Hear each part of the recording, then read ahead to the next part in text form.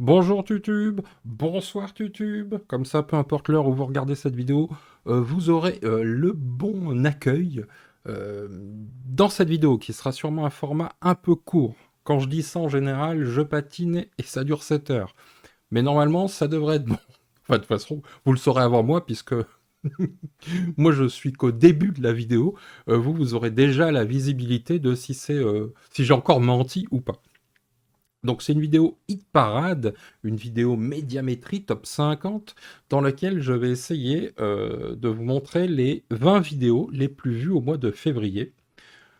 Pour faire ça, et avant de vous montrer le top 20, je vais d'abord vous expliquer un peu ma méthodologie. Donc j'essaye toujours encore, une fois de plus, j'avais fait une vidéo sur le YouTube ludique 2023, donc je vais des nouveaux outils que j'essaye de développer. Moi, je suis pas programmeur informatique. D'ailleurs, si quelqu'un se sent l'âme de venir me filer un gros coup de main là-dessus, parce que je récupère des données, malheureusement, il y a encore des éléments, des datas qui sont...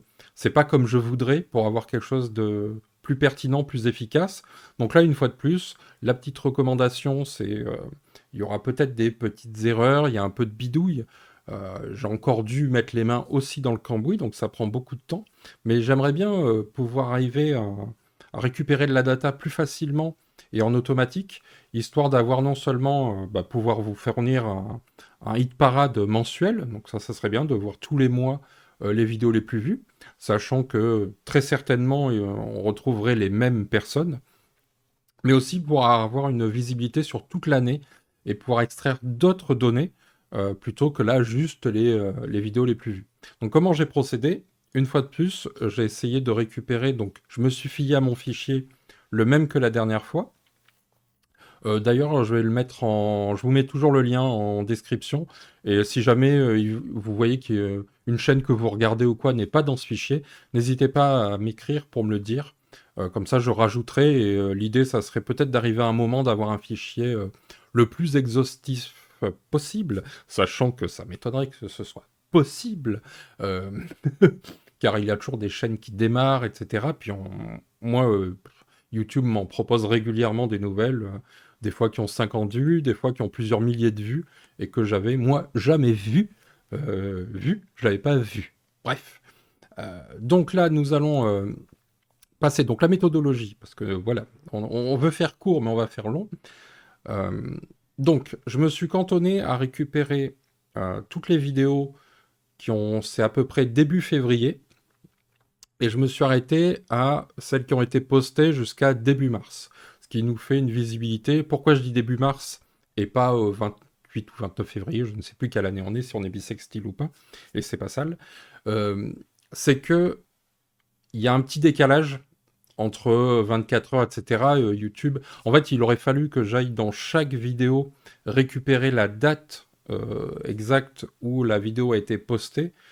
C'était beaucoup plus compliqué. J'arrivais à le faire sur une ou deux vidéos, mais comme il fallait, comme certaines chaînes postent Apocalypse, des centaines de vidéos par mois, donc en fait ça demandait énormément de ressources et ça me posait beaucoup trop de problèmes. J'ai mis plusieurs jours vraiment à essayer de mettre en place ces récupérations de data. Donc c'est du début février en gros jusqu'à début mars. J'ai récupéré les vidéos qui étaient donc à un mois en indication jusqu'à 4 semaines. Donc ça nous donne une bonne visibilité, sachant qu'évidemment les vidéos les plus anciennes ont eu un peu plus de temps pour faire des vues, etc. Donc voilà, c'est pour rappeler que tout n'est pas à la virgule près, etc. Qu'il y a peut-être même des oublis, peut-être des chaînes que je ne connais pas ou des vidéos qui sont passées sous mon radar parce que, une fois de plus, c'est mes petits yeux qui ont dû aller dans le cambouis à un moment parce que les datas, faut les traiter. Moi, je sais pas faire quelque chose pour automatiser ça. Donc, j'ai dû mettre mes petits yeux à contribution et ça m'est arrivé de, même si j'ai revérifié plusieurs fois, de me rendre compte que j'avais oublié telle ou telle vidéo. Donc voilà, donc médiamétrie, nous partons. Tout de suite, on va aller voir donc, qui est à la 20e place, c'est-à-dire la vidéo la moins vue des vidéos les plus vues. Et c'est notre ami Un Monde de Jeux, Martin Wittberg, avec comme invité Max Sildan et Marie Grandjeu. Donc voilà, on est à 11 000 vues, donc ce qui est déjà vraiment pas mal. Évidemment, je pense qu'il y a l'ami Maxildan et l'ami Marie Grandjeu qui drainent un peu de public. Malgré tout, voilà. Donc, c'est intéressant pour démarrer. C'est intéressant avec un monde de jeu. Hop, on va aller voir un peu la chaîne. Ce qui est intéressant, c'est que je vais déplacer en même temps, hein. Excusez-moi les gens, je fais mon business en live. Ce qui est intéressant avec la chaîne, c'est que il y a vraiment des grosses disparités en audience. Alors, il y a beaucoup de contenu qui est produit. Je pense qu'il y a ça qui joue. C'est-à-dire que le fait de, même si on est fan ou quoi de la chaîne, c'est compliqué de tout regarder, forcément, parce que il y a d'autres chaînes qui produisent des vidéos, et puis il y a d'autres loisirs, et puis on joue aux jeux de société, et c'est un peu le problème quand on parle jeux de société, c'est que les gens qui nous regardent jouent, et donc forcément, quand on joue, on a moins de temps à consacrer aux écrans. Donc beaucoup de disparités. Malgré tout, donc ça va vraiment, c'est vraiment la chaîne des grands écarts, quoi. C'est un peu la particularité. On verra qu'il y a une autre chaîne aussi qui est un peu comme ça, mais la majorité des grosses chaînes, celles qui ont fait les plus grosses audiences, sont vraiment euh, peut-être avec moins de contenu produit et donc plus d'impact, puisque on connaît le phénomène, hein, quand il y a eu de l'attente, il y a une appétence, ça donne envie, et dès que la vidéo arrive, on se jette dessus parce que ça fait longtemps qu'on l'a pas vu. Là, peut-être que trop de vidéos tue la vidéo. Peut-être que... je ne sais pas. En tout cas, je pense que je réorganiserai tout ça. Bon, on reconnaît les conférences du FIGE, où j'avais dit, hein, je ne vais pas revenir dessus, mais moi je pense que ça devrait être un flux officiel du Festival de Cannes, et que n'importe qui peut reprendre, ce qui permettrait, je pense, de démultiplier les audiences pour ces sujets-là, qui sont certes des sujets de niche, mais qui pourraient performer plus facilement. Il y a aussi des lives, il y a les news, il y a des vidéos sur les jeux en particulier, sur un jeu en particulier. Et donc, je pense que tous ces formats font que s'il y a des personnes qui regardent un peu tout, je pense qu'il y a des formats qui sont trop spécifiques. Et donc peut-être qu'il y a une délite. Enfin voilà. Bon, je n'étais pas parti pour faire une analyse de chaîne, puisqu'on avait dit qu'on ferait court. Mais voilà. Donc c'était en vidéo 19. On va accélérer. Bim bim, préparez-vous. Si vous étiez en 1x5, vous pouvez ralentir parce que là on va bombarder. C'est toujours un monde de jeu, donc qui est, hop, je redéplace la bécane. Voilà. Donc c'est Captain Flip, la vidéo sur Captain Flip. 11 000 vues. Donc voilà, en position 19. Ensuite, nous avons Maxildan avec les joueurs du dimanche. Maxildan et Rofelos. Donc c'est une vidéo sur Dying Light, où là on est à plus de 12 000 vues. Euh, Pareil, hein, adaptation jeu vidéo. Donc on retrouve, hein, forcément, on va retrouver le quintet, le carré sacré, comme on dit, le carré d'or quand on parle d'immobilier. Bon là, on va avoir le carré d'or des chaînes YouTube francophones. Il n'y a pas trop de secret là-dessus.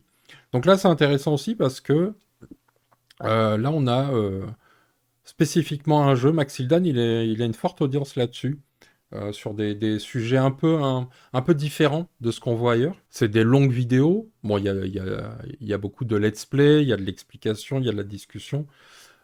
Ce qu'on remarque aussi, c'est que un monde de jeu, les joueurs du dimanche, sont des chaînes professionnelles, donc ce sont des entreprises qui sont là pour, voilà, qui vendent des formats, dont c'est le métier, donc qui passent du temps, qui ont investi beaucoup, que ce soit dans les locaux, dans la décoration, dans le matériel. Donc il y a une production value assez importante. Donc c'est logique que aussi ce soit des chaînes qui performent, hein. Je pense que c'est lié.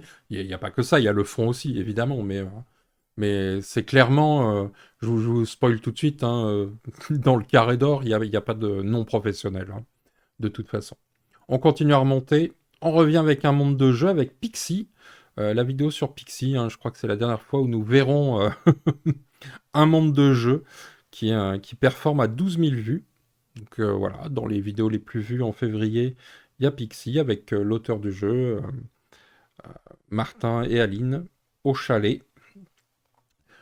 Donc voilà.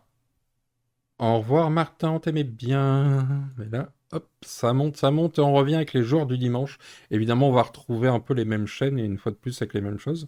Où là, c'est la découverte de One Piece, donc du jeu de cartes à collectionner One Piece, où on a quand même 4 heures de vidéo avec, pareil, du gameplay, de la discussion, de l'ouverture de boosters. Ce qui est intéressant, voilà, c'est que Maxildan avec Rofelos, ils se sont mis à faire du TCG, donc des jeux de cartes à collectionner, donc ils sont, j'allais dire, ils surfent sur la tendance, et pas dans le sens péjoratif, hein, pas dans le sens c'est des profiteurs, mais dans le sens, bah, ils parlent de ce qui, eux, les intéresse, sur quoi ils sont pertinents, et c'est vrai que c'est un créneau qui était peu utile, en fait, qui était très segmenté quand j'avais fait mon étude de vidéos sur le YouTube ludique. On remarquait qu'il y avait jeux de plateau euh, et tout ce qui est jeu de rôle, jeux de cartes à collectionner, ben, ce sont des chaînes un peu spécialisées là-dedans. Il n'y a pas trop de chaînes qui font un peu tout comme ça, qui parlent de tous les formats. Et donc je pense que justement, il y a une appétence. Et puis aussi, Maxildan, il a la force d'avoir une audience qui vient du jeu vidéo, qui vient aussi de Twitch, du stream, donc il a une longue carrière là-dedans. Et il récupère aussi bah, une audience jeux de société, jeux de plateau. Donc ceci explique cela, pourquoi le TCG marche bien aussi chez lui, quoi. On continue, on remonte. Nous sommes avec les jeux de cartes Pokémon, hein, évidemment. Donc ça, c'est intéressant parce que 13 000 vues pour une vidéo qui parle d'un jeu d'il y a 25 ans, qui a plus de 20 ans, je sais plus. C'est ça à peu près. Donc là, c'est découverte du jeu de Pokémon. Donc forcément, ça attire du monde. En tout cas, c'est des sujets qui clairement intéressent. Alors à voir si, sur la durée, à quel point ça va continuer à intéresser les gens. C'est ça aussi qui va être intéressant si j'arrive à faire de la data tous les mois, de voir voilà, si les audiences suivent, quels sont les sujets qui pop, etc. Donc ça va être aussi intéressant. Donc vous avez beaucoup regardé le jeu de cartes Pokémon, la découverte.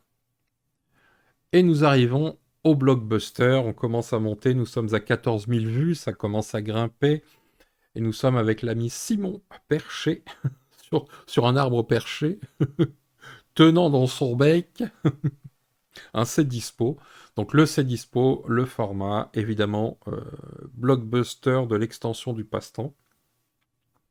Et là on arrive dans les news, les sorties jeux, qui est un format très puissant. On continue, on est toujours avec l'extension du passe-temps, où là c'est la vidéo sur Wyrmspan et Wingspan, où Simon fait toutes les différences pour expliquer les différences entre les deux versions du jeu, sachant que Wingspan n'est pas une nouvelle version de Wingspan, c'est une évolution, c'est comme les Pokémon en réalité.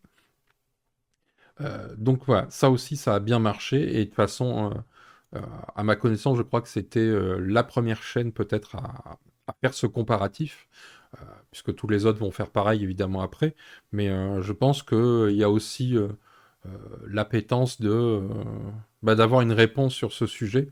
Et je crois qu'ils sont dégainés en premier. Et ça compte aussi hein, dans les audiences. Euh, Ce qui compte, c'est évidemment la masse de gens qui est habituée à vous regarder, pas à venir vous voir une fois de temps en temps, mais qui vous regardent régulièrement. Donc cette masse fait que très vite, les vidéos vont prendre de l'ampleur et ensuite il y a un petit effet snowball, quoi. Donc parfois sortir en premier, parfois vaut mieux sortir une vidéo dégueulasse, mais en premier, qu'une vidéo très travaillée après les autres, parce que bah, il y a moins d'intérêt à aller se renseigner sur un sujet quand on a déjà regardé une ou deux vidéos, puisqu'après on le sait, hein, il y a quand même une constance dans, dans, dans les médias ludiques, c'est de parler à peu près, tout le monde parle des mêmes sujets. des mêmes jeux, etc., voire même de la même manière ou avec les mêmes formats, plus ou moins. Et là, ce qui est intéressant, c'est que si on regarde un monde de jeu, les joueurs du dimanche ou l'extension du passe-temps, on est déjà sur trois formats, des formats assez différents, mais toujours avec une production value. Enfin là, voilà, il y a un studio, il y a du matériel, il y a de l'investissement, hein, il y a, voilà, c'est pas à la portée de tout le monde, moi je vous le dis. On continue à monter. Et là, on arrive à C'est quand qu'on joue, donc la chaîne de jeux de société de Fabien Olicard, qui est sa troisième chaîne, si j'ai pas de bêtises. Voilà, Fabien Olicard qui avait donc lancé depuis un moment hein, cette chaîne C'est quand qu'on joue. Je crois même qu'il avait commencé à être d'abord sur Instagram, si je dis pas de bêtises, qui maintenant donc fait des vidéos, parfois rémunérées, parfois pas rémunérées. Là, comme on peut le voir, c'est collaboration commerciale, c'est rémunéré. Donc Side, pareil, hein, de l'explication de jeu, un peu, un petit. Là, ils font début de la partie, donc ils jouent une partie. Là, c'est son équipe, hein, c'est le monteur, le cadreur. Euh, donc voilà, ça a 14 000 vues, ça commence à monter. Et ce qui est intéressant, c'est que c'est quand on joue, euh, il s'y est vraiment mis comment dire, travailler sur cette chaîne, à vraiment produire du contenu, etc. Ça fait maintenant un an à peu près, je crois, un peu plus d'un an, où effectivement on voit qu'il y a des sujets très larges, c'est ça qui est intéressant, ce qu'on verra un peu plus tard. Et on arrive au Philly News, donc Philibert, 15 000 vues pour les Philly News, voilà, du 16 février 2024. Donc là, on est sur des vidéos à 2 minutes. Donc autant dire que le watch time doit être caca. Faut faire des vidéos plus longues hein, sur YouTube. Malgré tout, on voit que ce format, voilà, Philly News, en 3 minutes, moins de 3 minutes, t'as les sorties de la semaine disponibles. Et c'est comme ça qu'on remarque aussi que quand même, l'audience, elle est très consommation, c'est-à-dire des grosses boutiques. Une fois de plus, on est avec des professionnels de la profession. Le côté, même s'il y a un côté passion chez tous ces professionnels, on reste quand même sur des choses très léchées, très marketées, très travaillées, et des salaires, ce qui fait rêver. Rêvons salaire. Donc moi je vous le rappelle, hein, la chaîne n'est pas monétisée, euh, dans le sens où il n'y a pas de publicité. D'ailleurs, ce qui est un peu embêtant parce que depuis que... Alors normalement, je pourrais activer en fait la monétisation, mais YouTube me le rappelle, elle m'envoie des mails tous les jours. Bravo, vous pouvez activer, blablabla.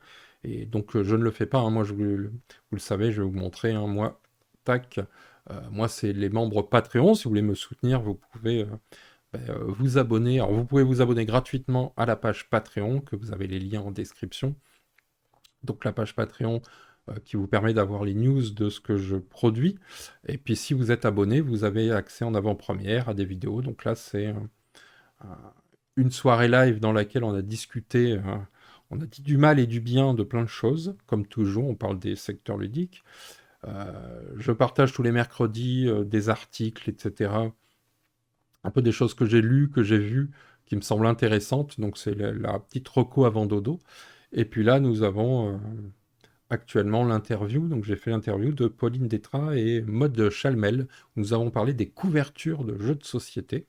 Donc ça, pareil, c'est en accès pour l'instant aux membres Patreon. Donc il y a 12 personnes actuellement qui me soutiennent et merci à eux. Car ben, voilà, c'est comme ça qu'on produit du contenu, qu'on fait des choses aussi. Et vous pouvez, au cas où, si vous voulez pas vous abonner ou que c'est trop cher, il y a aussi la possibilité de faire des dons par YouTube. Je sais plus comment ça s'appelle, des Wish ou je sais plus quoi. Bref, c'est possible quand on veut. Merci pour votre soutien. Ceci étant dit, revenons à nos moutons et à notre délai. Nous étions donc à Philly News. On commence à se rapprocher dangereusement du haut du panier. 17 000 vues. La Familia, les joueurs du dimanche, évidemment, Familia qui a gagné l'As d'or, et donc qui, forcément, As d'or expert, et donc je pense que ça a attiré pas mal de monde. Je n'ai pas les données pour savoir avant la remise des prix, si la vidéo elle a pris un bond après coup ou quoi. Avec l'amitié d'Étienne, évidemment, ça fonctionne bien. Il avait fait une stratégie, Maxildan, qui avait été de faire une vidéo pour chaque jeu nommé à l'Asdor. J'en avais déjà parlé. Je pense que c'était une bonne stratégie. Et en tout cas, ça paye puisque La Familia est dans les vidéos les plus regardées du mois de février. On continue à monter. Oula, ça fait peur. C'est l'ami Simon. Oulala, qui voile l'ami Simon. Donc c'est dispo, évidemment. On est à 20 000 vues, donc là, ça y est, on commence à tutoyer les sommets. Donc en gros, en dessous de 20 000, c'est les mentions honorables. En dessous de 10 000, on n'en parle pas. Toujours le c'est dispo, hein, c'est le blockbuster. On continue, 20 000 vues aussi, c'est dispo. Donc là, c'était le retour de Cannes, etc. Donc ça, c'est le format qui fonctionne très bien.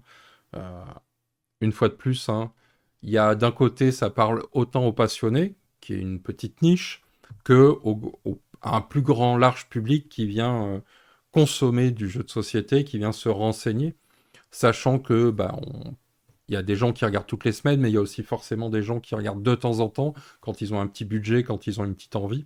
Donc forcément, le fait d'avoir une rotation aussi de l'intérêt, je pense que c'est ce qui fait, qui maintient des grosses audiences comme ça. Une fois de plus, ce qu'on peut remarquer, je parlais tout à l'heure de production value, mais on voit ça aussi sur plein d'autres choses, c'est que euh, en fait, ça compte. Il n'y a pas que, il n'y a pas que le décor, il n'y a pas que le matériel, il y a aussi le côté professionnel. Toutes ces personnes-là, tous ces youtubeurs, créateurs de contenu, ce sont des pros, dans le sens habitués à discuter, ils savent faire des ruptures de ton, mettre de l'ambiance, animer, dans le bon sens du terme. Et de toute façon, c'est ce qu'on voit. C'est-à-dire que plus on va vers les vidéos les plus vues, et plus on se rend compte qu'on va vers des choses où il y a du storytelling, où il y a des capacités d'animation supérieures, etc. Donc ça compte aussi. Et très souvent, quand on critique des chaînes YouTube ou quoi, ça nous arrive avec l'ami Crash Test Meeple quand on fait nos lives, ça arrive que voilà, on dise oui, souvent c'est chiant, machin, à regarder et tout, mais c'est la vérité. En réalité, euh, c'est comme ça. Il faut prendre du temps, soit à écrire, à faire une narration, ce qu'on appelle le storytelling. Maintenant, on sait que c'est ce qui cartonne le plus en ce moment. Il y a eu la période fit and fun. Il faut savoir que YouTube, ça marche un peu comme ça. C'est ce qu'on appelle enfin, dans le jargon, il y en a qui disent des méta. Mais en gros, il va y avoir des périodes. La période fit and fun a un peu passé. On est passé maintenant plutôt sur des plus gros concepts. Alors, il y a toujours avec des feats, hein, donc des invités, mais on va être sur plutôt des des gros concepts assez forts, assez efficaces, ou du storytelling. C'est vraiment en ce moment ce qui cartonne le plus. Donc storytelling, c'est raconter des histoires, etc. Et donc Fabien Licard, c'est là-dessus qui joue notamment. Mais voilà, parce c'est un homme de scène, donc il a l'habitude aussi de s'exprimer, de gérer la narration, puis il a un monteur, etc. Donc tout ça, ça compte et ça participe. On est à 20 000 vues. C'était pour l'histoire secrète et parfois pas jolie de Jungle Speed. Voilà. On continue. Philly News. On retrouve un peu toujours les mêmes, hein. Donc c'est peut-être pour ça que là, je fais un format un peu spécial. Euh, la prochaine fois, ça sera tous les mois dans un live. Ça fera un segment dans le live pour revenir là-dessus. Puis ce sera sympa de pouvoir échanger, etc. Pour voir avec les gens. Je pense que prochainement aussi, on voulait déjà faire la tier list des youtubeurs ludiques. Mais je pense qu'on va mettre aussi en place prochainement peut-être des tops. Enfin, des tops. Des vraies recommandations, donc avec les vidéos les plus intéressantes, etc. Parce qu'il y a forcément les vidéos les plus populaires. Mais si on regarde un peu le top 50, puisque c'est un peu ça la référence, le hit parade des années Canal, où ce qui était dans les plus populaires n'était pas forcément les plus qualitatifs. Là, c'est pas le cas, hein. On remarque quand même que c'est assez capitaliste. J'allais dire, non, le lapsus, je ne reviens pas là-dessus. Et attention, on arrive dans le top 5. Et là, ça y est, ça monte. On revient au passe-temps, 22 000 vues. Ça commence à grimper. C'est le top 10 des jeux de société narratifs. Euh, une fois de plus, production value. On a aussi des tops, des listes. On remarque que c'est quand même très souvent ça qui commence à arriver. Les joueurs du dimanche avec 23 000 vues pour le nouveau TCG, donc Star Wars Unlimited. Donc une fois de plus, là je crois que ça avait été tourné à Cannes pendant le festival des jeux. Euh, voilà. On sent que c'est l'année, ça fait un moment, hein, depuis la fin de l'année dernière, on parle de l'année du TCG, donc des jeux de cartes à collectionner. Mais clairement, une fois de plus, hein, Maxildan, la force de Maxildan, c'est que c'est pas la moitié d'un con. Il sait exactement ce qu'il fait, c'est un vrai pro là-dessus, et il sait se positionner, il sait aller chercher des sujets euh, qui, je pense... En fait, ce qui est fort là-dessus, c'est que c'est comme ça qu'il faut fonctionner, c'est-à-dire tu deviens une référence, quoi.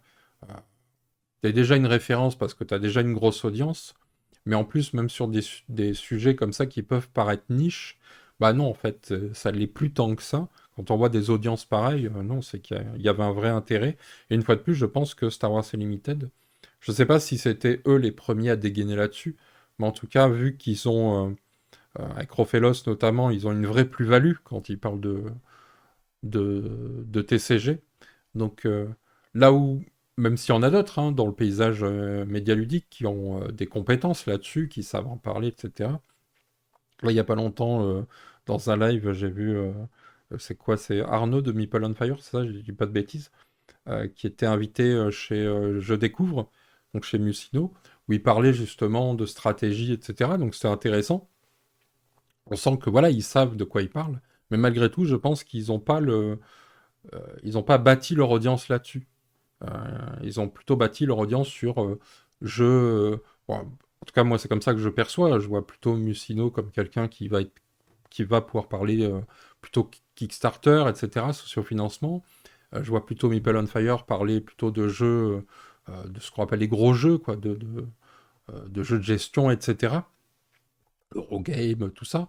Et donc j'ai l'impression que quand tu t'es enfermé dans un carcan, même si tu as une plus-value, si tu sais de quoi tu parles, je pense que c'est plus difficile d'aller chercher des audiences, de faire grandir ton audience, parce qu'on le sait, hein, une fois que les gens ils te regardent pour quelque chose, bah, ils attendent ça, quoi. Et je pense que les joueurs du dimanche, ils ont bien joué le coup d'aller, bah, de pas s'enfermer que sur le jeu de plateau, d'aller chercher des formats différents, etc. Je pense aussi ce qui les a libérés, c'est bah, la fin du stream, quand la chaîne a fermé. Et donc, après licenciement, le fait de se lancer en 100% sur le jeu de plateau, sur le jeu de société, ça a permis aussi à Maxildan de vraiment développer, beaucoup plus développer son audience, quoi. En top 3, 32 000 vues. Ça monte, on est au-dessus de 30 000. Donc là, ça y est, on commence à atteindre les sommets. Euh, alors, sachant que je pense que les Feeling News, euh, je pense que c'est des vidéos qui performent vraiment bien. 32 000, c'est fort, parce que je pense à une durée de vie très limitée. Euh, je pense que voilà, les nouveautés ludiques du 9 février, bah, je pense qu'en avril, il y a peu de chances que tu ailles vraiment les regarder. Donc, en durée limitée, c'est pas des vidéos qui vont performer sur la durée. Il y a des vidéos qui font pas beaucoup de vues, mais qui, au bout de 2 ans, 3 ans, 5 ans, continuent à engranger des vues. Moi, je l'ai vu avec la chaîne Ludema, où bah, quand je regarde, ça fait un moment que j'ai pas été dessus, mais quand je regardais de temps en temps les statistiques, j'étais toujours étonné de faire autant de vues. Je faisais plusieurs milliers de vues par mois, alors que je publiais rien, etc. Mais parce que voilà, les vidéos de stratégie Terraforming Mars ou la vidéo règle Projet Gaia ou le Welcome to to your perfect home. Voilà, tout ça, ça continue à faire des vues en fait sur la durée parce qu'il y a toujours des nouvelles personnes qui jouent, des nouvelles personnes qui vont chercher à se renseigner, à regarder les règles, etc.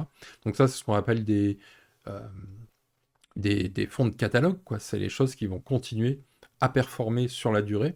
Et je pense que des bonnes chaînes, en fait, quand on va avoir une stratégie sur le long terme, c'est d'avoir une partie catalogue comme ça, c'est-à-dire des vidéos qui sont pas là pour performer à la sortie, mais plutôt pour continuer à amener du monde régulièrement sur la chaîne et à continuer à faire des vues. Et des coups comme ça sur Philly News, quoi, qui sont toujours liés à la consommation, hein, quand même, malgré tout. On reste là-dessus, mais c'est intéressant parce que Philibert, c'est pareil. euh, Hors format exception, enfin hors format Philly News, le reste performe pas du tout, quoi. Alors peut-être qu'ils y trouvent un intérêt, ça, je ne sais pas. Parce que les Open the Boîte, tout ça, c'est peut-être des formats faciles ou que ça aide à l'achat, je ne sais pas. C'est peut-être pour alimenter le site aussi.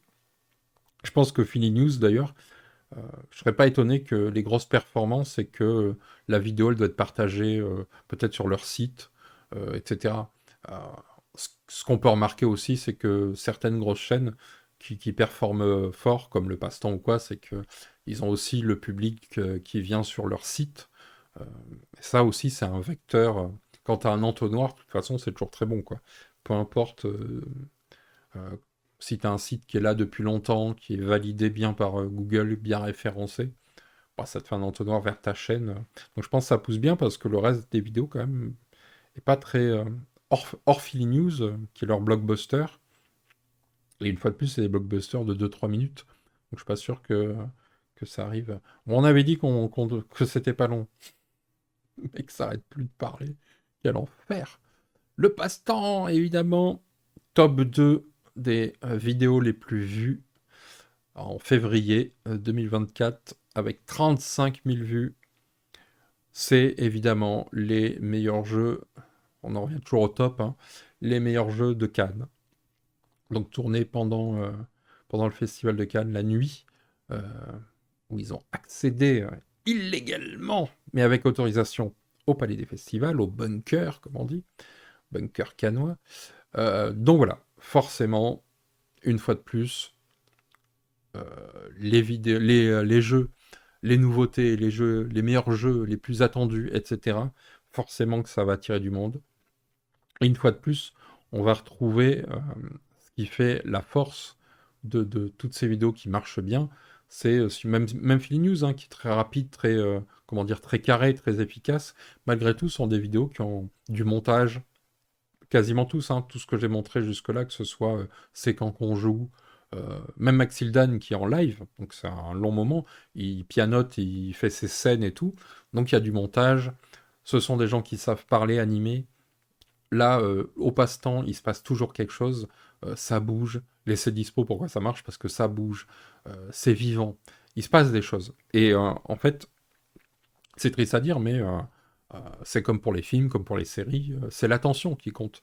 Et comment on capte l'attention des gens? Bah, c'est pas en restant 2 heures sans énergie et tout, non, faut que ça envoie, faut que ça vanne, faut que ça bouge, faut qu'il se passe des choses, quoi. Et on peut pas être devant Netflix et ressortir en disant ah c'était chiant et tout, et ensuite s'asseoir devant son écran, faire une vidéo et faire comme moi, pas bouger, etc. Non, il faut envoyer du lourd. Et en fait, il faut faire ce qu'on attend. Moi, je dis toujours, là, il y a pas longtemps, par exemple, j'ai fait un live, et, euh, et en le regardant, il fallait que je coupe trop de choses, etc. J'étais pas content du résultat, à cause de moi, hein, c'est ma faute, parce que c'est moi qui anime le live, donc j'ai fait des petites erreurs, etc., qui font que bah, je trouvais pas très intéressant plein de passages. Et donc, moi, je dis toujours, moi, je regarde mes vidéos, d'abord parce que je les monte, ensuite parce que quand je les upload, je les vérifie. Mais pour moi, c'est la condition sine qua non. Si tu ne peux pas regarder ton propre contenu, si ça t'ennuie, si ça te fait chier, enfin, c'est déjà pour moi un signe. C'est qu'il y a un truc qui va pas. Donc, au-delà d'être satisfait de ce qu'on a fait, qu'il y a autre chose, il faut se dire, voilà, si moi-même, j'ai pas envie de le voir, ben, pourquoi je le propose aux gens, quoi. Donc, ça aurait pas de sens. Donc là, ouais, il y a du savoir-faire. Euh, Tout ça pour dire que toutes ces vues, elles sont pas non plus volées, quoi. Il y a une logique derrière, une cohérence. Et évidemment, la vidéo la plus vue en février, 57 000 vues, c'est les 10 jeux qui ont changé ma vie. Et là, on en revient. Qu'est-ce qu'on a? Pourquoi ça performe autant? D'abord, il y a un incarnant qui est fort, qui est Monsieur Dusimon. Euh, on a une vidéo avec un montage, euh, avec des plans différents. Il se passe toujours quelque chose. Ça bouge. Il y a du storytelling. Et du storytelling, non seulement sur les jeux, mais sur le jeu, J-E, c'est-à-dire le Monsieur Dusimon. Et ça compte énormément. Et on le sait que maintenant, c'est exactement ce genre de format. Se raconter. Je parle pas d'être dans un ego trip. Je parle de se raconter, de raconter ce qui nous arrive, ce qui nous plaît, etc. Ça compte. Euh, et donc, c'est pas étonnant que les vidéos du passe-temps, et là je parle pas de l'extension du passe-temps, mais vraiment de la chaîne Le Passe-temps, toutes certaines vidéos comme ça fonctionnent parce que voilà, parce qu'il y a de l'humain derrière. Quand on regarde les top 10 par exemple qu'ils peuvent faire, si on revient sur le passe-temps, c'est intéressant parce que, bon, à part cette miniature, comment mais au-delà des miniatures réussies, la miniature elle dit déjà des choses. Euh, Elle dit voilà, ça hurle, ça fait la gueule, ça rigole, ça c'est. Rien que la miniature raconte quelque chose. En tout cas, elle nous dit il se passe quelque chose, ça va bouger, etc. Et c'est ce qui se passe en fait dans ces vidéos. Même les vidéos où ils sont plus chill, plus posés, il y a quand même des ruptures de ton, il y a quand même des choses. Euh, donc voilà, c'était le top 20 des vidéos les plus vues en février. On se retrouve peut-être ou peut-être pas un peu plus tard. En tout cas, merci d'avoir regardé. On reviendra peut-être sur ce format, peut-être de manière différemment. En tout cas, on essaiera de le refaire. Si vous êtes informaticien, contactez-moi pour programmer des petites choses pour m'aider. Pitié. Des bisous. On a fait 40 minutes. C'était pas prévu. Ciao, ciao.